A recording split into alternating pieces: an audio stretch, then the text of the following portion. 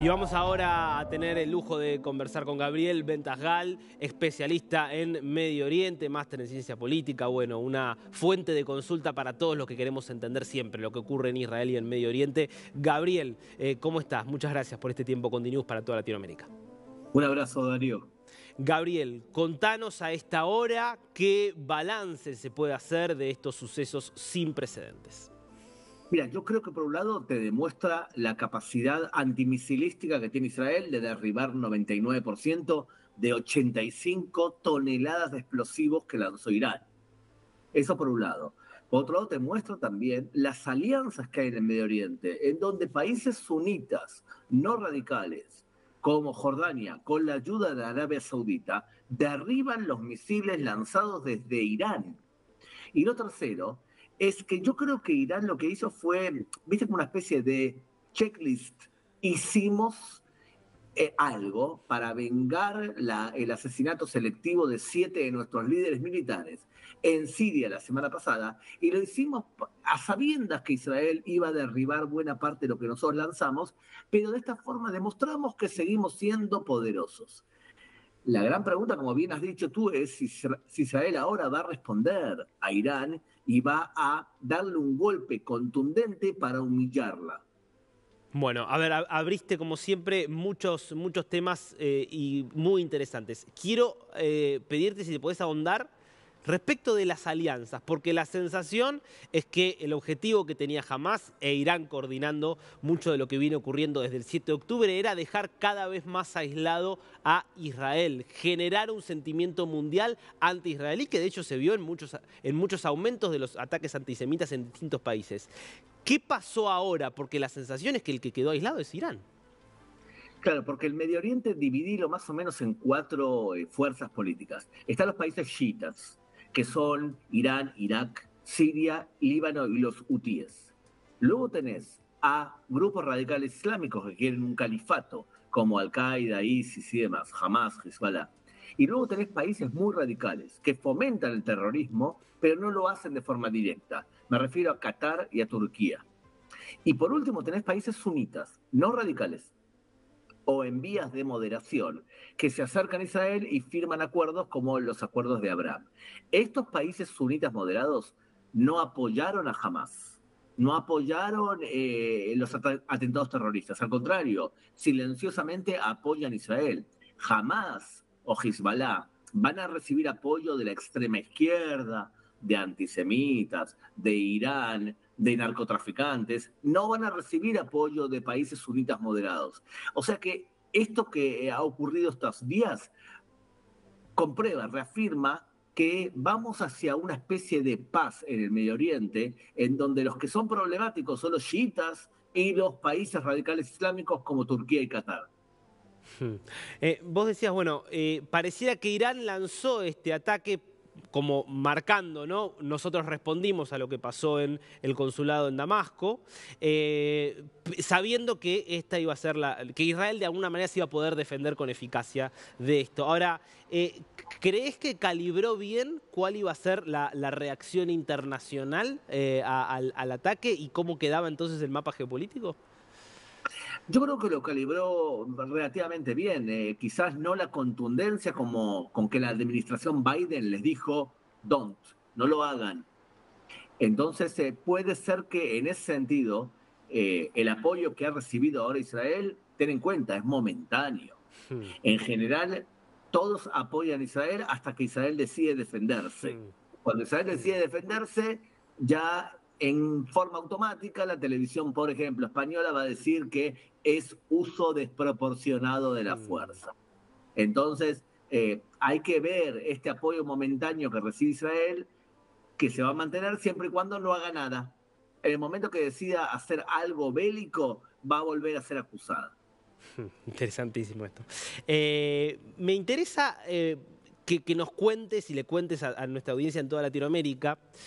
¿Por qué? Porque Irán dice, acá nosotros estamos respondiendo a una agresión israelí que fue el ataque sobre el consulado en Líbano, donde mueren importantes dirigentes de la Fuerza Quds, de la Guardia Revolucionaria. ¿Por qué Israel elige ese blanco en este contexto?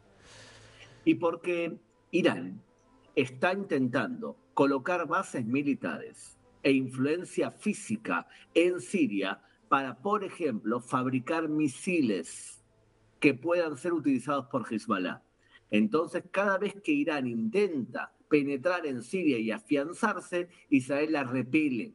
Pero Israel ataca a militares iraníes, que es un objetivo legal. Y además, ten en cuenta, el ataque del 7 de octubre fue promovido por el que está realmente, el titiritero que está detrás de todo esto, que es Irán. Entonces, lo que vemos es una especie de ajuste de cuentas con el principal patrocinador del terrorismo. En cambio, Irán no es que ataca militares, lanzó 85 toneladas de explosivos para intentar asesinar a la mayor cantidad de civiles posibles, cosa que confirma lo que es Irán. Irán es un país que actúa de forma terrorista y no solamente contra Israel, también contra su propia población.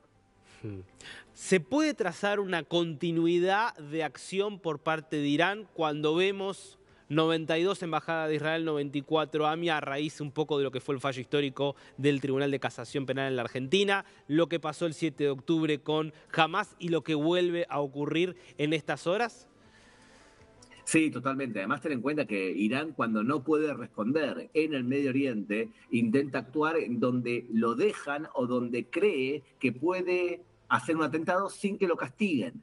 Si vos fueses un terrorista de Hezbollah, Dios no quiera, y vos sabés que actuaste en Argentina en el 92, actuaste en Argentina en el 94, y digamos que quizás actuaste asesinando a un fiscal, y nadie te atrapó, y todo el mundo se pregunta, ¿quién habrá sido? Y bueno, tú puedes llegar a pensar que actuar de forma impune es posible. Por eso me pareció muy inteligente lo que hizo el presidente Milei de, en forma automática, ampliar las alertas para prevenir un atentado como el que puede llegar a ser ocurre en Argentina. Claro. Escenarios que se abren ahora para Israel, ¿no?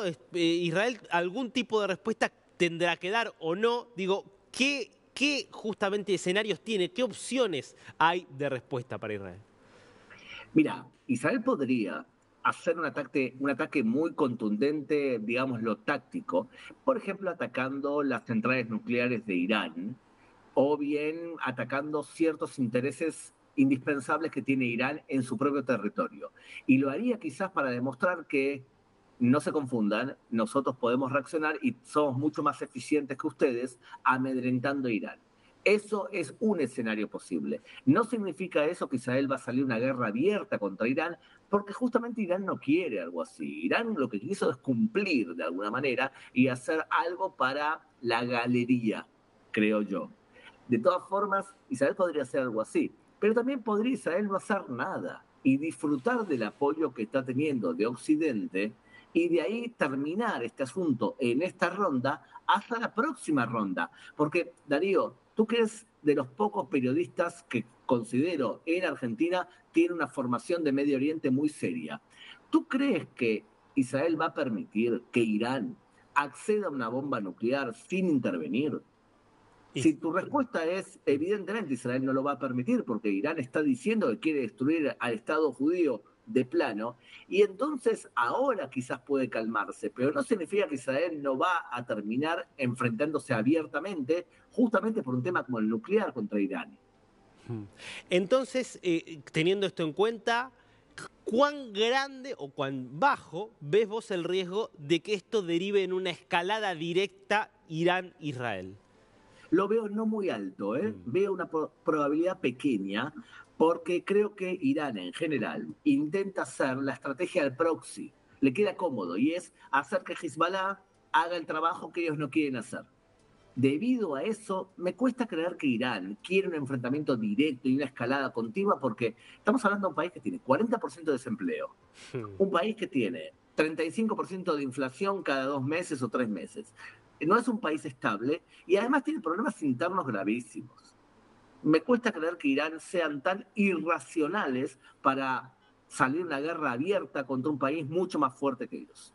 ¿Y cómo ves ahora la estrategia de Estados Unidos? Porque recordemos que esto ya quedó un poco viejo, pero cuando asume el gobierno Biden, asume con la idea de volver a negociar con Irán una especie de nuevo pacto nuclear, como creyendo que es todavía posible la vía de la diplomacia con Irán. Bueno, a la luz de los hechos, ¿cómo ves el posicionamiento de Estados Unidos? Yo creo que tradicionalmente en los últimos años Estados Unidos ha tenido una actitud y una política bastante nefasta con respecto a Irán, lo mismo que la Unión Europea. Se piensan que a los persas los puedes comprar con todo tipo de beneficios económicos cuando estratégicamente Irán decidió ir hacia una bomba nuclear. Quizás el culpable mayor de todo esto es Barack Obama, que fue bastante amable con respecto a Irán, hasta que llegó Donald Trump y dijo, perdón, con los iraníes hay que hablar en el idioma del Medio Oriente. Puede ser que esta acción bélica despierte momentáneamente a algunos que creen que se puede negociar con Irán y comprarlos para que dejen de ser lo que son. Hamás anunció en estas horas que otra vez rechaza las propuestas de una tregua a cambio de la liberación de rehenes, algo que Israel viene tratando realmente por distintos medios de ver si es posible algún tipo de pacto. ¿Cómo ves que a partir de esta negativa de Hamás y de lo hecho por Irán evoluciona ese conflicto? No cambia demasiado porque realmente lo que ocurre es que tanto Irán no va a salir a una guerra para defender a Hamás, y Hamás en este momento de alguna manera debe estar insultando a Irán, porque el plan original era que Hezbollah, los hutíes y los palestinos de Cisjordania y Hamás actuasen juntos el 7 de octubre. Lo que hicieron los iraníes fue no salir a un combate directo para defender a Hamás.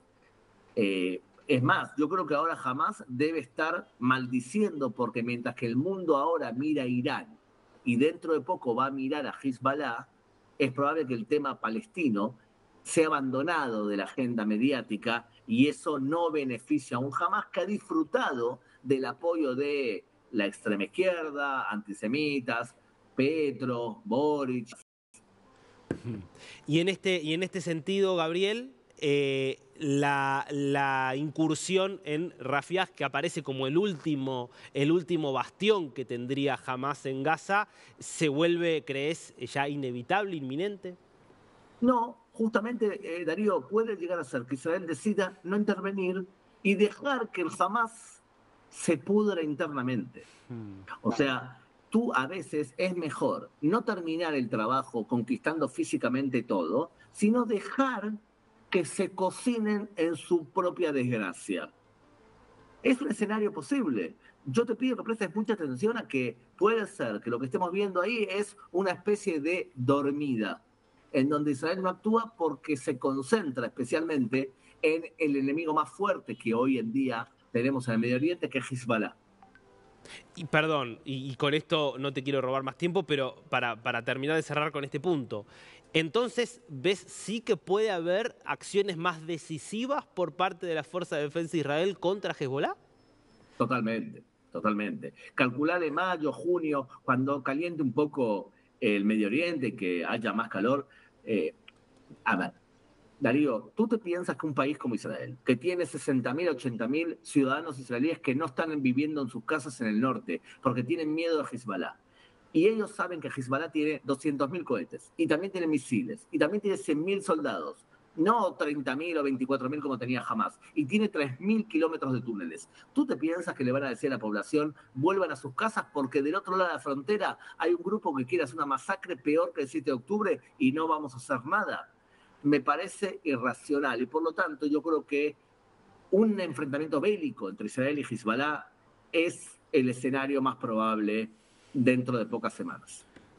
Gabriel, siempre un lujo, ¿eh? Muy, muy interesante para entender todo el panorama de lo que está ocurriendo allí en Israel y en Medio Oriente. Gracias por este tiempo para toda Latinoamérica por DNews.